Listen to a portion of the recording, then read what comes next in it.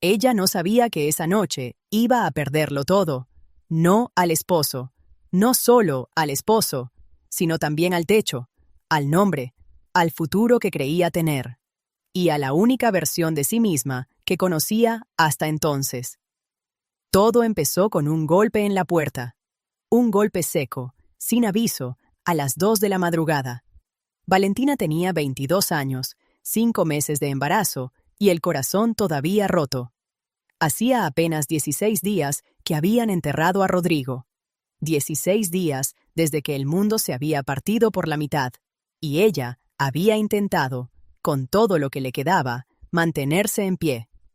Dormía en la misma cama que había compartido con él. Comía en la misma cocina. Tocaba las mismas paredes, como si el contacto con las cosas pudiera mantenerlo cerca, como si los objetos guardaran algo de él que todavía no se había ido del todo. Pero algo no estaba bien. Desde el entierro, la familia de Rodrigo la miraba diferente, no con lástima, con algo más oscuro. Con esa clase de silencio que no es ausencia de palabras, sino acumulación de ellas. Doña Carmen, la madre de Rodrigo, había dejado de hablarle directamente. Le hablaba a la pared, al aire, a ninguna parte, pero nunca a Valentina. Y cada vez que ella entraba a una habitación, las conversaciones se cortaban como se corta un hilo. Valentina lo notaba. Claro que lo notaba, pero se dijo que era el duelo, que así es el dolor, que deforma a las personas, que las hace extrañas. Se dijo que iba a pasar. No pasó. El golpe en la puerta llegó esa noche como una sentencia. Era don Aurelio, el hermano mayor de Rodrigo. Detrás de él, doña Carmen, con los brazos cruzados y los ojos sin lágrimas. Y detrás de ella, 2 primos que Valentina apenas conocía, parados como si fueran a cumplir una orden que llevaban tiempo esperando. Valentina abrió la puerta con el pelo suelto y los ojos hinchados de sueño. No entendió al principio. Tardó varios segundos en procesar lo que le estaban diciendo. Don Aurelio hablaba rápido, con esa voz de quien ha ensayado el discurso, pero aún así le tiembla la mandíbula por dentro. Decía que Rodrigo había muerto por su culpa. Decía que ella lo había estresado, que lo había presionado, que lo había alejado de la familia. Decía que antes de casarse con ella, Rodrigo era sano. Decía que el médico le había dicho que el corazón de Rodrigo no debería haber fallado a los 28 años, que algo lo había acelerado, que algo lo había destruido por dentro. Y ese algo, según don Aurelio, era ella. Valentina abrió la boca, la cerró, abrió de nuevo. No salió nada. Doña Carmen dio un paso adelante y dijo, con una calma que era peor que cualquier grito: «Esta casa no es tuya, nunca fue tuya. Recoge lo que puedas cargar y vete antes de que amanezca». Lo que no sabía Valentina era que eso no era el peor momento de esa noche. El peor momento todavía no había llegado. Recogió en silencio. Metió ropa en una bolsa, sin pensar qué ropa. Metió los documentos, el dinero que tenía escondido en la funda de una almohada. Poco, muy poco. Una foto de Rodrigo y ella en la feria del pueblo, y el cuaderno donde había empezado a escribirle cartas al bebé que aún no nacía. Cartas que empezaban con «hijo», porque no sabía si era niño o niña. Y que terminaban siempre igual. «Ya viene tu papá, espéralo». Salió sin decir nada. La noche afuera era fría y sin luna, el tipo de oscuridad que no te deja ver más allá de 3 pasos. El pueblo era pequeño. 400 personas, quizás 500 en época de cosecha. Y Valentina lo conocía entero. Pero esa noche, con la bolsa en la mano y el vientre pesado y el corazón destrozado, el pueblo le pareció un lugar extraño. Como si alguien hubiera movido todas las calles del lugar mientras ella no miraba. Caminó sin dirección fija durante un tiempo que no supo medir. El frío le entraba por la ropa. Le dolían los pies. El bebé se movió una vez. Solo una. Y ella se detuvo en medio de la calle a poner la mano sobre el vientre y respirar. Solo respirar. Intentó no llorar, porque si empezaba, no sabía si iba a poder parar. Ahí fue cuando vio la iglesia. Estaba al final del camino de tierra que salía del pueblo hacia el norte. Una iglesia vieja, de paredes de adobe, con el techo a medias y la puerta torcida sobre los goznes. Hacía años que nadie la usaba. El padre Ignacio decía que estaba en peligro de derrumbe y que eventualmente iban a restaurarla. Pero eventualmente, en ese pueblo, significaba nunca. Los niños le tenían miedo. Los adultos la usaban como referencia. Pasando la iglesia vieja, dobla a la derecha. Valentina empujó la puerta. Crujió. Cedió. Adentro, olía a tierra mojada, a madera vieja y a algo que no supo identificar. Algo entre el polvo y el tiempo, entre el abandono y una presencia antigua que el aire guardaba sin querer. Las bancas estaban rotas, algunas volcadas. El altar seguía en pie, aunque sin imágenes, sin velas, sin nada. Solo la estructura de madera desnuda, como un esqueleto que se niega a caer. Se sentó en la banca menos rota que encontró.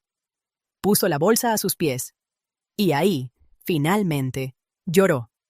Lloró sin ruido primero, luego con ruido, luego con todo el cuerpo, con los hombros, con las manos tapándose la boca, con ese tipo de llanto que no tiene que ver solo con la tristeza, sino con el agotamiento de haber aguantado demasiado durante demasiado tiempo. Lloró por Rodrigo. Lloró por el bebé que iba a nacer sin padre. Lloró por la forma en que doña Carmen la había mirado. Sin odio, pero sin compasión, con esa frialdad que es peor que cualquiera de las dos cosas. Lloró por el cuaderno de las cartas. Lloró por la funda de la almohada donde escondía el dinero, que era su única herencia, su único plan, su único hilo. Y cuando terminó de llorar, cuando no le quedaba nada más, hizo lo único que podía hacer. Se recostó sobre la banca, puso la bolsa debajo de la cabeza como almohada, se abrazó el vientre con las dos manos y cerró los ojos. Pero algo no estaba bien. No era el frío, aunque el frío era real y la estaba calando hasta los huesos. No era el miedo, aunque el miedo estaba ahí. Siempre ahí, como una sombra pegada a sus talones. Era otra cosa. Era la sensación de que no estaba sola en esa iglesia. Se quedó quieta, muy quieta, escuchando. El viento. Las ramas afuera. El crujido del techo que amenazaba con ceder. Y entonces, debajo de todo eso, algo más. Un sonido suave, casi imperceptible, como pasos sobre tierra suelta, como alguien que se mueve tratando de no ser escuchado. Valentina abrió los ojos. La oscuridad era casi total. Solo una línea delgada de luz de luna entraba por la puerta que ella había dejado entreabierta. No alcanzaba para nada. Solo para recordarle que afuera existía un mundo. Y que adentro solo existía la oscuridad. Los pasos se detuvieron. Valentina se incorporó despacio, con el corazón golpeándole la garganta. Buscó con la mano algo, cualquier cosa. Una tabla rota, una piedra, lo que fuera. Sus dedos tocaron madera podrida. La apretó. ¿Quién está ahí? Su voz sonó extraña en ese espacio, demasiado pequeña para el silencio que la rodeaba. Nadie respondió. Y entonces pasó algo que no esperaba. La puerta se abrió del todo, y la luz de una linterna pequeña le golpeó los ojos directamente.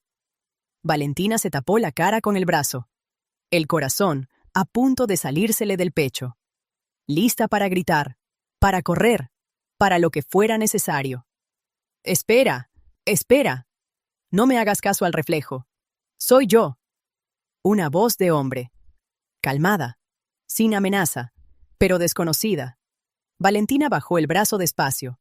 Parpadeó. La linterna se movió hacia el costado, dejando de apuntarle directamente, y en la penumbra que quedó, pudo ver la silueta de un hombre de unos 40 años, con una mochila al hombro y ropa de trabajo. No era alto, no era intimidante, pero tampoco era alguien que esperaras encontrar en una iglesia abandonada a las 4 de la madrugada. Soy el doctor Montoya, dijo el hombre. Marcos Montoya. Vivo en la Casa Azul, pasando el molino. Valentina lo conocía. Todo el pueblo conocía al doctor Montoya. Era el único médico en 50 kilómetros a la redonda. Había llegado al pueblo hacía como 8 años, con su esposa y 2 hijos pequeños, y por un tiempo habían sido la familia perfecta del lugar. Hasta que, hacía poco más de 6 meses, su esposa se había ido. Así, de repente, con el vecino joven que había llegado a trabajar la tierra de los Sandoval. Se fueron juntos un martes en la mañana, sin nota, sin explicación, sin nada. Y el doctor Montoya se había quedado con 2 hijos de 6 y 8 años, una casa demasiado grande, y un silencio que el pueblo entero podía escuchar desde afuera. ¿Qué hace usted aquí?, preguntó Valentina, todavía con la tabla rota en la mano. El doctor señaló la puerta con un movimiento de cabeza. Me avisaron. Uno de los Herrera me dijo que te habían visto salir con una bolsa a medianoche. Hizo una pausa breve. Hay pocas personas en este pueblo que caminen solas de noche con una bolsa. Y tú eres una de ellas. Valentina no dijo nada. Valentina, dijo el doctor, con una calma que no era indiferencia, sino algo parecido a la experiencia de haber visto muchas cosas difíciles y haber aprendido a hablar sobre ellas sin quebrarse. ¿Cuántos meses tienes? 5. ¿Tienes a dónde ir? Silencio. ¿Tienes familia en otro pueblo? ¿Dinero suficiente para un bus? Valentina apretó la bolsa. El dinero en la funda de la almohada. Poco, muy poco. Tengo algo, dijo. No dijo cuánto. El doctor Montoya se quedó parado en la puerta durante lo que pareció un tiempo muy largo. Ella lo miraba. Él la miraba. Afuera, el viento movía las ramas, el techo de la iglesia crujía, y el mundo seguía siendo frío y oscuro y sin luna. Ven a mi casa, dijo finalmente. Valentina no se movió. No te estoy pidiendo nada, solo que vengas a calentarte y a comer algo. Puedes pensar desde ahí. ¿Y sus hijos? Están dormidos, y aunque estuvieran despiertos, no es un problema. Valentina miró la iglesia a su alrededor. Las bancas rotas, el altar desnudo, el frío que se había metido ya hasta los huesos y que amenazaba con quedarse. Miró su vientre. Pensó en el bebé. Pensó en que tenía 5 meses y que la noche era larga y que el frío en ese pueblo podía ponerse brutal antes del amanecer.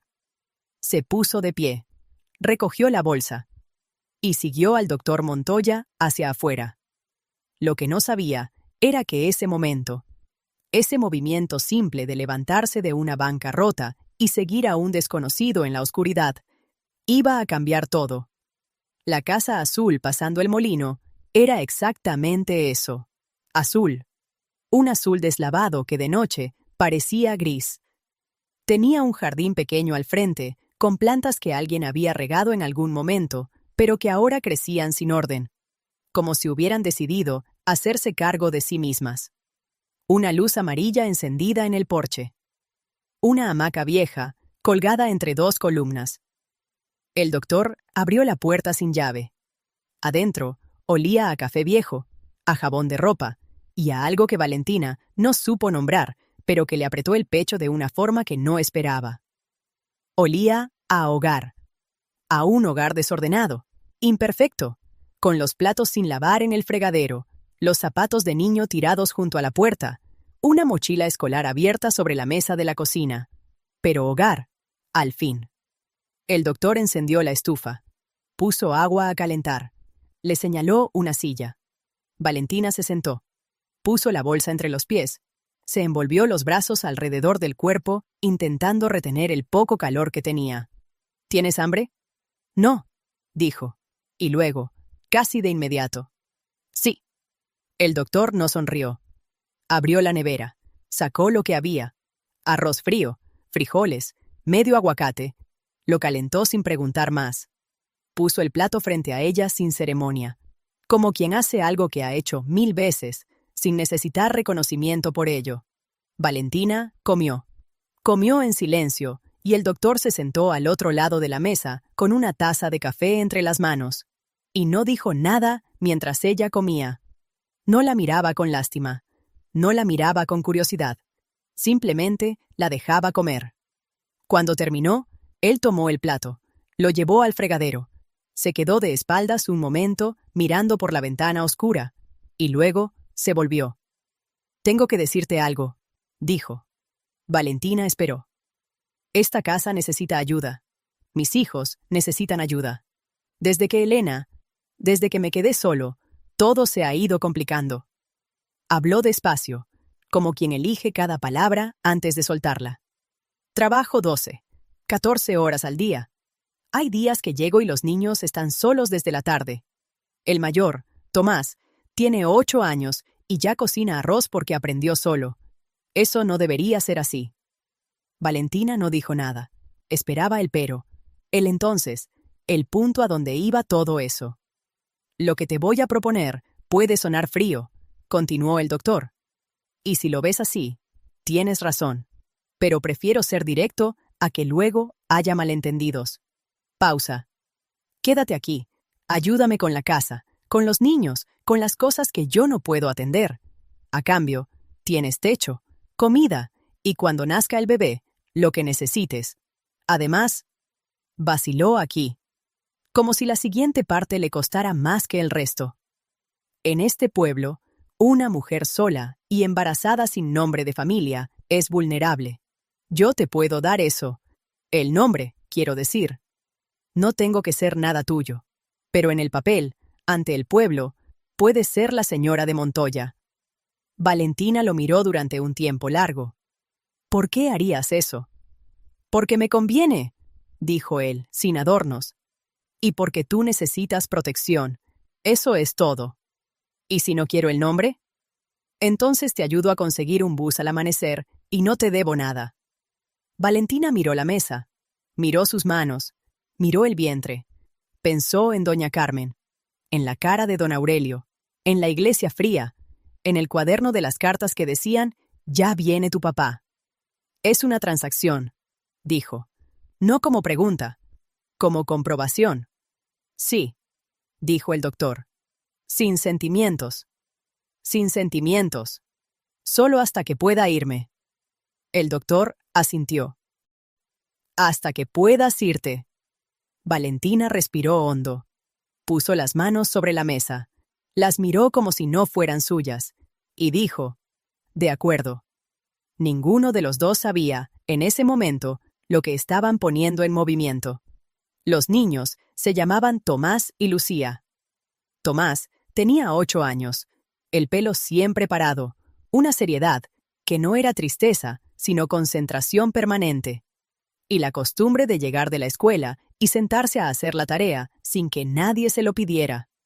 Era el tipo de niño que parece mayor de lo que es, que ha aprendido a ocupar menos espacio del que le toca, porque alguien le enseñó, sin decírselo con palabras, que el mundo tiene poco lugar para los niños ruidosos, que es mejor ser invisible que ser una carga. Lucía tenía 6. Era todo lo contrario. Ruidosa, desordenada, con una risa que entraba por todas las grietas de la casa. Pero desde que su mamá se fue, la risa había cambiado de forma. Seguía ahí, pero era diferente, más corta, más frágil. Como si Lucía se acordara a mitad de reírse de que había algo roto, y entonces frenara sola, sin que nadie se lo dijera.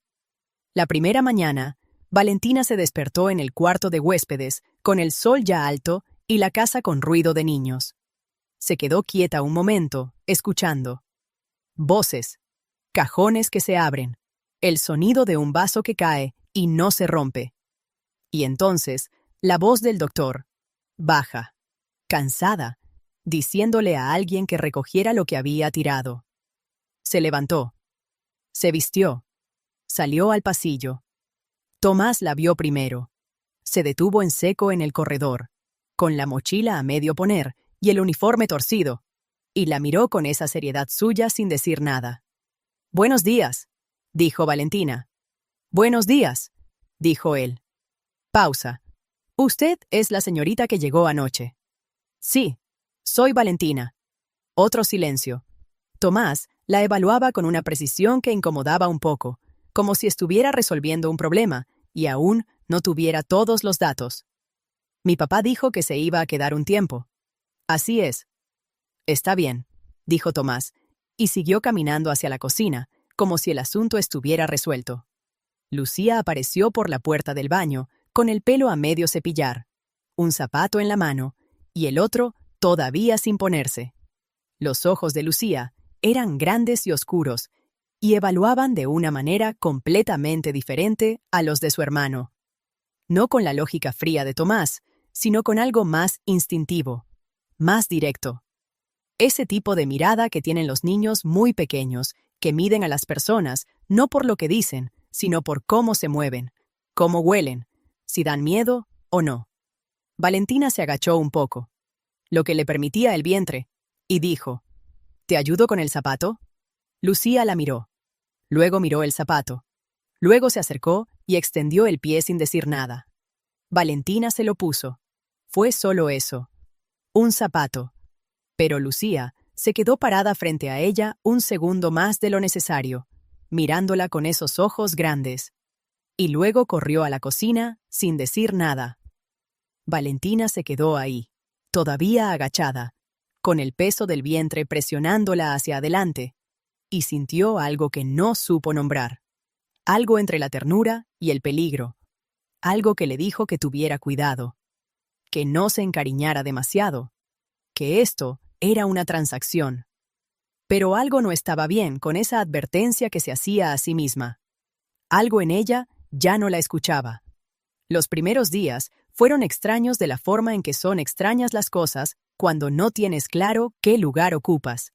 Valentina hacía lo que podía. Limpiaba. Cocinaba lo que sabía. Ordenaba la ropa que los niños dejaban por toda la casa, como si el suelo fuera un armario.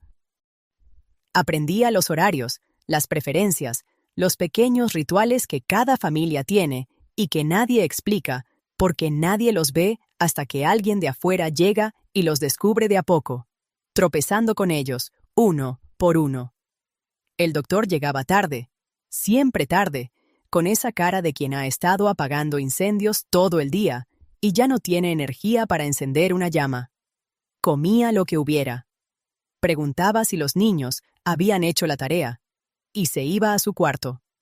No hablaban más de lo necesario. No hablaban de Elena. No hablaban de Rodrigo. No hablaban del bebé, aunque el bebé era cada vez más visible, más presente, más real. El doctor le había hecho ya una revisión básica, con esa misma distancia clínica con la que manejaba todo, y le había dicho que todo estaba bien, que el corazón del bebé era fuerte, que había que comer más proteína. Fue una de esas noches, cuando los niños ya dormían y ella estaba terminando de lavar los platos, cuando el doctor apareció en la cocina con 2 tazas de café y puso una frente a ella sin preguntar. ¿Dormiste? Preguntó él. Algo. El embarazo. ¿Te duele la espalda? A veces. Silencio. Y entonces, sin que ninguno de los dos lo planeara, empezaron a hablar. No de nada importante. Del techo que filtraba cuando llovía. Del perro del vecino que ladraba de madrugada. De que Lucía había dicho esa tarde algo gracioso sobre la luna. No fue una conversación de adultos importantes. Fue una conversación de 2 personas cansadas que comparten una cocina de noche y descubren, casi por accidente, que el otro es tolerable, que no duele, que incluso, a ratos, alivia. Lo que no sabía el doctor era que Valentina lo había estado observando toda esa semana, no con sospecha, sino con esa forma de ver que tienen las personas que han aprendido que las acciones dicen más que las palabras. Y lo que había visto era esto: un hombre que llegaba destruido a su casa y aún así se agachaba a recoger el juguete que Lucía había dejado en el pasillo, para no pisarlo. Un hombre que leía 2 páginas de un libro de cuentos, incluso cuando le cerraban los ojos de sueño, porque Tomás le había pedido que no parara. Un hombre que tenía el corazón roto y no se lo había dicho a sus hijos, que no había dejado que la rotura de él se convirtiera en la rotura de ellos. Eso no era poca cosa. En la experiencia de Valentina, eso era bastante raro. Y entonces pasó algo que cambió la dinámica de todo. Fue un jueves. Valentina estaba tendiendo ropa en el patio cuando escuchó a Lucía adentro llorando. No era el llanto del dolor, ni el llanto de la rabia. Era ese otro llanto, el más difícil, el de la tristeza sin causa aparente, que en los niños no existe realmente sin causa, sino que tiene una causa enorme que no saben cómo decir. Entró. Lucía estaba sentada en el suelo de su cuarto, con una foto en la mano, llorando con la cara metida en las rodillas. Valentina se sentó en el suelo a su lado. No dijo nada, no preguntó qué pasaba, solo se sentó. Lucía, sin levantar la cabeza, dijo: «Extraño a mi mamá». Valentina no respondió de inmediato. Dejó que el silencio hiciera lo que el silencio sabe hacer. «Sé que la extrañas», dijo finalmente. Con calma, sin mentirle. «¿Por qué se fue?». Valentina miró la foto que Lucía tenía en la mano. Una mujer joven, guapa, con el pelo largo, abrazando a dos niños frente al mar. Una foto de antes. «No lo sé, Lucía. Tomás dice que fue culpa nuestra, que éramos muy ruidosos. Tomás está equivocado». Lucía levantó la cabeza. Los ojos rojos, la cara mojada. «¿Tú crees?». «Estoy segura». Pausa. «Los niños nunca tienen la culpa de que los adultos se vayan. Nunca». Lucía la miró durante un tiempo largo. Luego, volvió a meterse la cara en las rodillas. Pero el llanto había cambiado. Ya no era ese llanto sin salida. Era uno que se iba vaciando poco a poco, como el agua que encuentra por dónde escurrir. Valentina no se fue. Se quedó sentada en el suelo, al lado de Lucía, hasta que el llanto paró.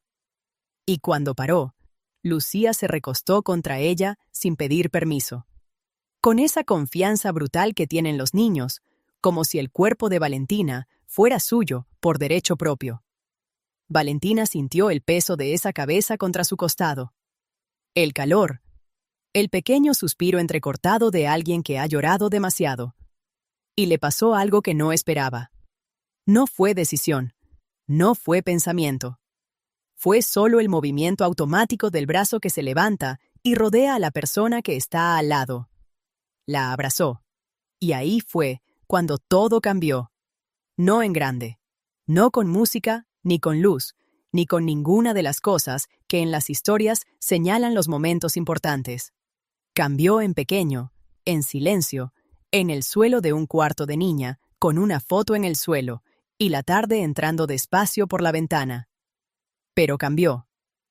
El doctor lo supo esa noche. No porque Lucía se lo dijera. Los niños rara vez verbalizan las cosas que importan, sino porque cuando llegó, exhausto como siempre, Lucía corrió a la puerta, y en lugar de decir, «Papá, llegaste», dijo, «Papá, Valentina hizo sopa y me dejó ayudar». Y el doctor se quedó en el umbral un segundo más de lo normal, mirando hacia la cocina donde Valentina estaba sirviendo 3 platos, y sintió algo que llevaba meses sin sentir. No fue amor. Todavía no. Fue algo anterior al amor. Fue la sensación de que la casa estaba viva de una forma que había dejado de estar. Fue calor. Lo que no sabía era que eso también era peligroso, porque el trato era claro. Una transacción. Sin sentimientos, solo hasta que ella pudiera irse. Y los sentimientos no habían sido invitados. Las semanas que siguieron fueron un equilibrio delicado, del tipo que solo se sostiene mientras nadie lo nombra. Valentina sabía lo que estaba pasando. No con los adultos.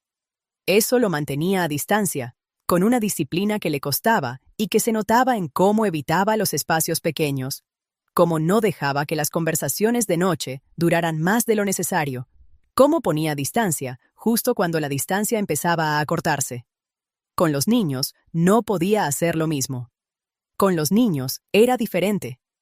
Con los niños, la guardia no funcionaba, porque ellos no atacaban. Solo se acercaban. Solo pedían. Solo confiaban con esa naturalidad devastadora de quien no sabe todavía que la confianza puede romperse.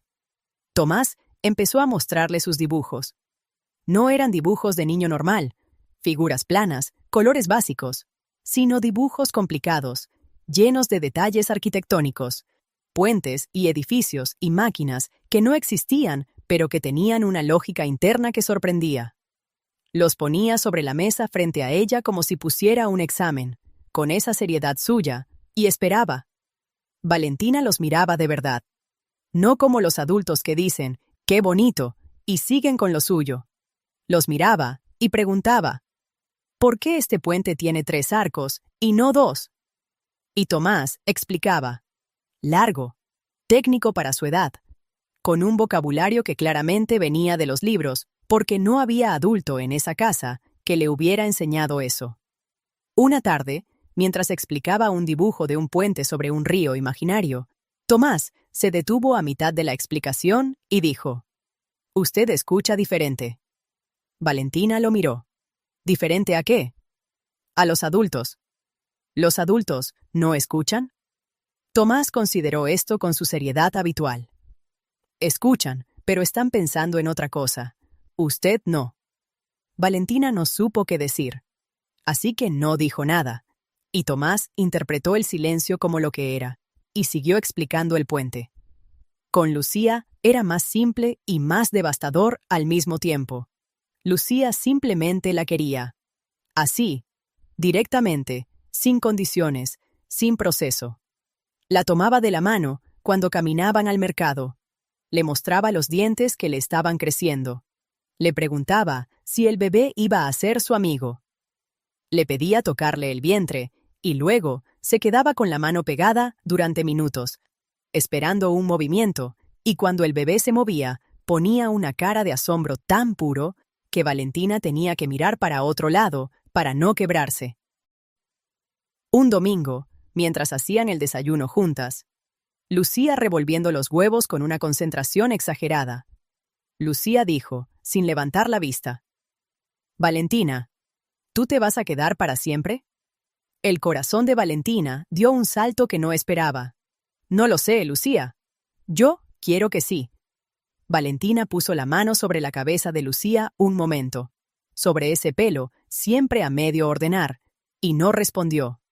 No respondió porque la respuesta honesta era complicada, porque la respuesta honesta era que había llegado ahí como refugio temporal, como escudo mientras se reorganizaba, como una solución práctica a un problema urgente. Pero la respuesta honesta también era que hacía semanas que no pensaba en irse, que las mañanas en esa cocina le habían empezado a saber a algo real, que los dibujos de Tomás le habían enseñado que la seriedad no es distancia sino a veces la forma más íntima de mostrar quién eres, que la cabeza de Lucía sobre su costado, la noche del llanto, había sido una de las cosas más pesadas y más livianas que había sentido en mucho tiempo. La respuesta honesta era que el trato se estaba complicando. Y eso era un problema. El doctor lo sabía también. Lo sabía y no lo decía. Porque nombrar las cosas las hace reales, y él todavía no estaba listo para que fueran reales. Todavía tenía a Elena como fantasma, no como amor. Ese había muerto hacía tiempo, antes incluso de que ella se fuera, cuando él se dio cuenta de que llevaban años viviendo en paralelo sin tocarse, sin hablar de verdad, sin verse. Lo tenía como fracaso, como prueba de algo que no quería repetir. Pero había noches, cuando los niños dormían y quedaban solo ellos dos en la cocina, en que la guardia bajaba sin que él lo decidiera, en que hablaban durante horas de cosas que no importaban y que importaban mucho, en que ella lo hacía reírse de algo, y él se sorprendía de la risa, como si hubiera olvidado que el cuerpo podía hacer eso todavía. Una de esas noches, mientras ella lavaba los platos y él secaba, habían caído en esa rutina sin hablarla, como tantas cosas en esa casa. Él dijo, mirando el plato que sostenía, ¿Cómo era Rodrigo? Valentina se detuvo un segundo. Luego, siguió lavando. Bueno, dijo. Y luego, después de un momento. Era muy bueno. Ese tipo de bueno que no es debilidad, sino algo más raro. Que notaba a la gente. Que recordaba lo que les importaba. El doctor asintió. ¿Lo amabas? Sí. Sin dudar. Y todavía, esas cosas no se apagan. El doctor dijo. No, no se apagan. No dijo nada más. Y ella no preguntó a quién se refería con eso. Pero ambos sabían. Ahí fue, cuando todo cambió de nuevo. No con drama.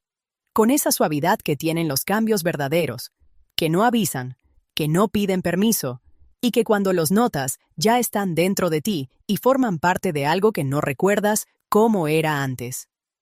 El bebé llegó en el mes de agosto. Fue de noche, como tantas cosas importantes en esta historia. Valentina se despertó con los primeros dolores a las 2 de la madrugada. Se quedó quieta un momento en la oscuridad, midiendo los tiempos, respirando.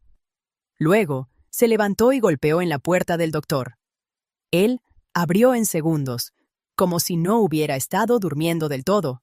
La miró, entendió, y sin decir nada, se transformó en médico. Ese otro modo suyo, que era diferente al del hombre de la cocina. Más frío, más preciso, más seguro. Vamos al consultorio, dijo. Puedo caminar. Lo sé. Vamos.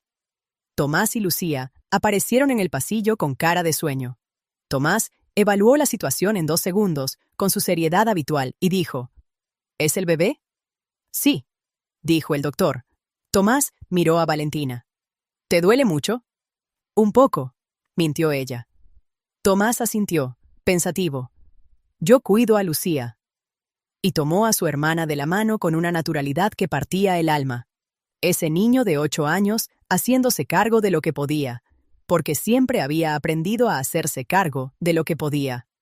El bebé nació en el consultorio del doctor Montoya, en una sala pequeña con una sola luz fuerte y olor a antiséptico, en las primeras horas del martes. Era niña. El doctor la puso sobre el pecho de Valentina con esa forma práctica que tienen los médicos, y dijo, «Está perfecta». Valentina la miró. La miró de esa forma en que se mira algo que no tiene nombre todavía, que es demasiado nuevo y demasiado real para caber en ninguna categoría. La miró y dijo en voz muy baja, «Para nadie, o para todos». «Hola». Y el bebé, sin entender nada y entendiéndolo todo, abrió los ojos. El doctor se dio la vuelta hacia el lavamanos. Valentina no lo vio. Pero si hubiera mirado, habría visto que tuvo que quedarse un momento de espaldas, con las manos apoyadas en el borde, haciendo esa cosa que hace la gente cuando algo los golpea más de lo que esperaban y necesitan un segundo para reorganizarse por dentro. No era tristeza. No exactamente. Era algo más complicado. Era ver nacer a alguien y recordar lo que significa. Era ver a esa mujer, que había llegado a su casa rota y fría, y con lo que cabía en una bolsa, mirar a su hija de esa manera, y sentir algo que llevaba meses tratando de no sentir. Se reorganizó, se volvió, siguió trabajando. A la mañana siguiente, cuando Tomás y Lucía entraron al consultorio con ojos grandes, fue Lucía quien habló primero. ¿Cómo se llama? Valentina miró a la niña en sus brazos. No había pensado el nombre. Bueno, sí lo había pensado. Pero en las cartas del cuaderno había escrito siempre hijo, porque no sabía. Ahora sabía. Sofía, dijo. Lucía repitió el nombre en voz baja, como probándolo. Luego extendió un dedo y tocó la mano de Sofía. La mano de Sofía se cerró alrededor del dedo con ese reflejo automático que tienen los recién nacidos. Ese agarre que no es conciencia, sino biología, pero que se siente como elección. Lucía se quedó absolutamente quieta, con el dedo atrapado en la mano de ese bebé tan pequeño. Y en su cara pasó algo que Valentina no supo describir, pero que grabó en algún lugar profundo, en el tipo de memoria que no es recuerdo sino cicatriz. Tomás, desde atrás, miraba, y dijo, muy serio, como quien hace una observación técnica. «¿Le gustó?» Valentina se rió. Una risa corta, real, sorprendida. Y el doctor, que estaba en la puerta, también se rió. Y Lucía levantó la vista, sin soltar el dedo, y preguntó: «¿Sofía puede quedarse con nosotros?» Nadie respondió. Pero la pregunta quedó flotando en el cuarto, como el humo de una vela recién apagada, suspendida en el aire antes de deshacerse. Fueron pasando los días, y los días fueron pasando raro. Raro, en el sentido de que las cosas habían dejado de ser lo que habían sido sin convertirse todavía claramente en lo que parecían querer ser. El trato seguía en pie, al menos, en teoría. Nadie lo había cancelado. Nadie lo había renegociado. Seguía siendo. Ella ayuda. Él da protección, sin sentimientos, solo hasta que pueda irse. Pero Sofía había nacido. Y Sofía hacía cosas. Sofía lloraba de madrugada, y el doctor se levantaba sin que Valentina lo pidiera. Aunque ella siempre se levantaba antes, porque era su hija, y él tenía trabajo al día siguiente, y no necesitaba desvelarse. Pero él se levantaba igual. Se quedaba en la puerta del cuarto, con el pelo revuelto y los ojos entrecerrados, y preguntaba: «¿Está bien? ¿Necesitas algo?» Valentina siempre decía que no necesitaba nada, y él siempre se quedaba un momento más antes de volverse a su cuarto. Tomás había decidido que Sofía era su responsabilidad científica. Había sacado de la biblioteca un libro sobre desarrollo infantil. Un libro para adultos, grueso, con tablas y gráficas. Y se lo había leído de principio a fin, con la seriedad con que hacía todo. Y ahora actualizaba a Valentina regularmente sobre en qué fase de desarrollo estaba Sofía, qué debería estar aprendiendo a hacer, y si lo estaba haciendo dentro de los parámetros esperados. Valentina lo escuchaba con la misma atención con que escuchaba los dibujos. De verdad, sin pensar en otra cosa. Lucía simplemente era su sombra. Donde Valentina estaba, Lucía estaba. Si Valentina lavaba ropa, Lucía lavaba calcetines con una seriedad cómica. Si Valentina cocinaba, Lucía picaba cebolla con la lengua afuera por la concentración. Si Valentina salía al jardín a tomar aire, Lucía aparecía 5 minutos después con un vaso de agua que nadie había pedido, lo ponía sobre la banca sin decir nada, y se iba, como si el servicio hubiera sido planeado con semanas de anticipación. Un día, el doctor llegó del trabajo y encontró a los 4 sentados en el suelo de la sala. Tomás, leyendo en voz alta del libro de desarrollo infantil, para que Sofía escuchara vocabulario avanzado desde temprana edad. Lucía dibujando a un lado, con una concentración nueva en ella, más sostenida, más quieta. Y Sofía, en el regazo de Valentina, mirando al techo con esa abstracción sagrada de los bebés. El doctor se quedó en la puerta un momento. No dijo nada. Pero algo en su cara cambió. Algo que llevaba tiempo bajo una capa de cansancio y de cuidado, y de esa distancia que uno construye cuando no quiere que lo lastimen otra vez. Algo debajo de todo eso se movió. Entró. Se sentó en el suelo también, junto a Tomás, y dijo: «¿En qué parte van?» Tomás levantó la vista del libro con cara de quien ya sabía que eso iba a pasar tarde o temprano, y empezó desde el principio. La primera vez que el doctor la tomó de la mano fue sin querer.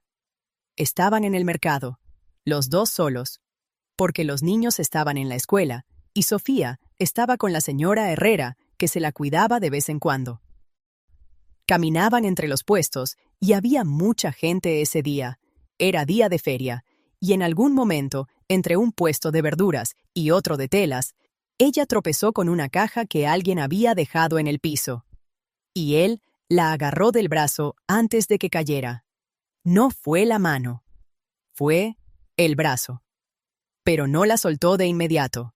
Se quedó sosteniendo el brazo un momento, asegurándose de que estuviera estable, y ella puso la mano sobre la de él casi al mismo tiempo. Ese movimiento reflejo de quien busca apoyo Y entonces sí fueron las manos, las dos manos, por un segundo. Se miraron. Ninguno de los dos dijo nada. Él la soltó. Siguieron caminando. Hablaron de tomates y de si la señora Herrera vendía cebolla de buena calidad y de si Tomás iba a necesitar zapatos nuevos antes de que terminara el año escolar. No volvieron a mencionarlo. Pero esa noche, en la cocina, el silencio entre ellos tuvo una textura diferente. No incómodo, solo diferente. Como cuando el aire cambia antes de que llegue la lluvia, que no es la tormenta todavía, pero ya es algo que se puede sentir con la piel. Valentina fue quien lo dijo primero. Fue un miércoles a la noche, tarde, con Sofía dormida y los niños dormidos y la casa en silencio. Él estaba leyendo en la mesa de la cocina, y ella entró a tomar agua y se quedó parada junto al fregadero mirando por la ventana oscura. Marcos. Era la primera vez que lo llamaba por el nombre. Siempre había sido doctor, o simplemente nada. Él levantó la vista del libro. Quiero pedirte algo. Dime. Quiero cancelar el trato. Silencio. Él la miraba. Ella seguía mirando por la ventana. No porque me quiera ir, dijo, sino porque ya no quiero que esto sea un trato. Otro silencio. Más largo, más pesado. ¿Qué quieres que sea?, preguntó él. Y ella se volvió hacia él por fin. Con esa manera suya de mirar que no era desafío sino franqueza, esa forma de ver a las personas que él había aprendido a reconocer y que le parecía una de las cosas más raras y más valiosas que había encontrado en mucho tiempo. No lo sé todavía, dijo, pero quiero que sea real. El doctor cerró el libro. Se quedó mirándola durante lo que le pareció a ella un tiempo muy largo, aunque probablemente fueron solo unos segundos. Y luego dijo, a mí también me parece bien. No fue un abrazo, no fue un beso, no fue ninguna de esas cosas que en las historias marcan los momentos importantes. Fue solo eso. Dos personas en una cocina de noche, diciéndose que querían que algo fuera real. Pero fue suficiente, porque las cosas reales no necesitan grandes gestos. Solo necesitan que alguien las nombre. Hubo cosas difíciles después de eso, cosas que ninguna historia de transformación puede omitir sin mentir. El pueblo habló. Claro que habló. Los pueblos pequeños tienen esa memoria larga y esa lengua más larga todavía. Hubo quien dijo que Valentina había casado al doctor con el bebé. Hubo quien dijo que el doctor estaba tan solo que habría aceptado cualquier cosa. Hubo quien mezcló el nombre de Rodrigo en conversaciones donde no tenía nada que hacer. Como si la viudez fuera una deuda que Valentina debía pagar de por vida. Doña Carmen la vio una vez en el mercado y la miró de esa forma suya. Sin odio declarado, pero con ese frío que duele más que el odio. Valentina le sostuvo la mirada. No dijo nada. No había nada que decir. Rodrigo era de las dos, de su madre y de su esposa, y ninguna de las dos iba a ganar esa batalla, porque no era una batalla, era un duelo. Y los duelos no se ganan. Hubo noches en que Valentina ponía a Sofía a dormir y sacaba el cuaderno de las cartas, y lo abría en la última entrada, la del día antes de que Rodrigo muriera. Ya viene tu papá, espéralo. Y lloraba. No con culpa, no con arrepentimiento, con la tristeza limpia de querer a alguien que ya no está. Y saber que eso no se borra, sino que se transforma. Hubo noches en que el doctor se quedaba despierto mirando el techo, pensando en los años que habían pasado entre él y Elena sin darse cuenta de que se perdían. Y se preguntaba si iba a saber hacerlo diferente, si había aprendido algo de ese fracaso o solo había aprendido a tenerle miedo. Hubo mañanas en que Tomás llegaba de la escuela con los ojos rojos, porque algún niño le había dicho algo sobre la mamá que se fue. Y él no sabía cómo manejar eso todavía. Ese dolor que era suyo, que era injusto y que no tenía nombre apropiado. Hubo noches en que Lucía preguntaba por Elena. No con frecuencia, Pero cuando lo hacía, era con esa honestidad brutal de los niños que no dejan espacio para rodeos. Y Valentina respondía siempre lo mismo: que la quería, que siempre la había querido, que las mamás a veces se van por razones que los hijos no tienen la culpa. Y Lucía asentía, absorbiendo, procesando, guardando en algún lugar interior ese entendimiento incompleto que con el tiempo iría haciéndose más claro. Nada fue fácil, nada fue simple, pero fue real. Y eso fue lo que importó. Sofía cumplió 1 mes en septiembre. Ese día, Lucía llegó de la escuela con un dibujo que había hecho durante el recreo. 4 personas y un bebé frente a una casa azul. Debajo, había escrito, con la caligrafía torcida de primer grado: Mi familia. Valentina lo miró un momento sin decir nada. Luego, miró a Lucía. ¿Yo también estoy ahí? Lucía señaló una figura de pelo largo al lado de la casa. Tú eres esta. Valentina asintió. Dobló el dibujo con cuidado. Lo guardó en el cuaderno de las cartas. Junto a la última entrada. Junto a Ya viene tu papá. Espéralo. Esa noche, cuando Sofía estaba dormida y los niños dormidos y la casa en silencio, abrió el cuaderno en una página en blanco y escribió por primera vez en meses. No escribió hijo ni hija. Escribió Sofía. Y lo que siguió no fue una carta de despedida ni de tristeza. Fue algo diferente. Fue el intento torpe y honesto de explicarle a una persona que todavía no sabe leer que el mundo puede romperse y puede reconstruirse, y que la segunda forma no borra a la primera, sino que la contiene, la abraza, la lleva consigo a todas partes. Escribió sobre Rodrigo, sobre cómo reía, sobre sus manos, sobre la foto de la feria que seguía en la bolsa. Escribió sobre la iglesia fría, sobre la linterna en los ojos, sobre el plato de arroz frío a las 4 de la madrugada. Escribió sobre Tomás y sus puentes imposibles, sobre Lucía y el zapato, sobre el dedo atrapado en la mano recién nacida. Escribió sobre lo que significa que algo sea real. Y cuando terminó, cerró el cuaderno. Se quedó quieta en la cocina durante un tiempo que no supo medir, con las manos sobre la mesa y el silencio de la casa encima, como una manta. Y pensó que quizás eso era lo que se sentía cuando algo que estaba roto empezaba a no estarlo del todo. No curado, no resuelto, pero en proceso, pero vivo, pero caminando hacia algo que todavía no tenía nombre exacto, pero que ya se sentía como suyo. Afuera, el pueblo dormía. Adentro, la casa respiraba. Y Sofía, en su cuna, soñaba cosas que solo los bebés saben soñar.